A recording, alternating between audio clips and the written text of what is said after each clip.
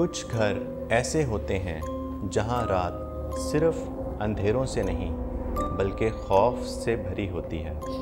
आज की कहानी एक छोटी सी 5 साल की लड़की की है जिसने अपने कमरे में एक ऐसी बूढ़ी औरत देखी जो असल में इंसान नहीं थी।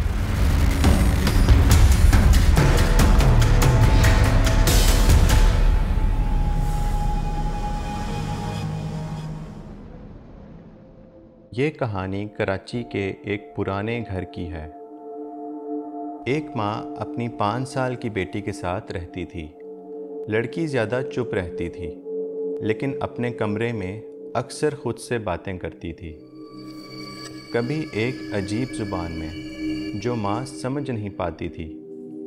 जब माँ पूछती थी कि बेटा किससे बात कर रही हो, तो लड़की मासूमियत से कहती थी, मामा कुछ नहीं, मैं खुद से बात कर रही हूँ। लेकिन एक दिन उस लड़की ने अपनी माँ को डरा दिया। उसने कहा, मामा एक बूढ़ी औरत मुझे तंग करती है, मुझसे कहती है कि मुझसे खेली जाओ। मामा मैं थक जाती हूँ। माँ ने बाप को बताया, लेकिन बाप ने यह कहकर टाल दिया कि बच्ची छोटी है, उसके इमेजिनरी फ्रेंड्स होंगे।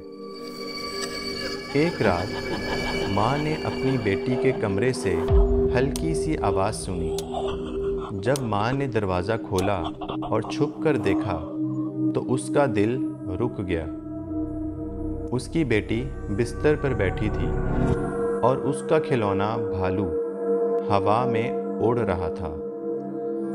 लड़की उसे देखकर हंस रही थी और जैसे ही माँ ने चीख मारी, वो भालू ज़मीन पर गिर गया और लड़की एकदम से चुप हो गई। माँ ने समझ लिया कि ये कोई ख्वाब नहीं, कोई और मखलूक भी इस घर में रहती है। कुछ दिन बाद माँ ने महसूस किया कि उसकी बेटी बिस्तर से गायब है। पूरे घर में ढूंढा, दरवाजे बंद थे, लेकिन लड़की गायब थी। जब माँ ने लॉन की तरफ देखा तो वो हैरान रह गई। उसकी बेटी मिट्टी खोद रही थी, बिल्कुल चुपचाप। माँ वहीं खौफ से जम गई और लड़की की शक्ल अजीब व गरीब मखलूक में बदल गई। माँ ज़ोर से चिल्लाई और लड़की बेहोश हो गई।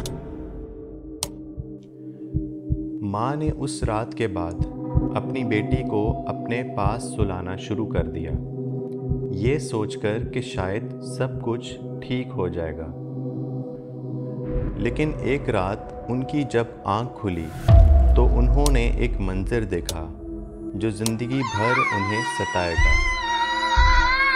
उनके बिस्तर के सामने एक बूढ़ी औरत खड़ी थी, सफ़ेद बाल, काली आंखें और एक खौफनाक मुस्कुराहट के साथ वो हाथ हिला रही थी। माँ ने ज़ोर से चीख मारी और वो औरत एकदम से गायब हो गई। उसी वक्त लड़की भी उठी और ज़ोर ज़ोर से चीखने लगी, जैसे उसके अंदर से जान निकल रही हो। उसे फ़ौरन हॉस्पिटल ले जाया गया। उसके बाद माँ बाप ने वो घर हमेशा के लिए छोड़ दिया। लेकिन उस लड़की की ज़िंदगी फिर कभी नॉर्मल ना हो सकी। आज वो 10 साल की है, लेकिन अब भी कमज़ोर, बीमार और बेचैन रहती है। डॉक्टर्स कुछ समझ नहीं पाते, लेकिन माँ जानती है कि उसकी बेटी पर अब भी उसी बूढ़ी औरत का साया है।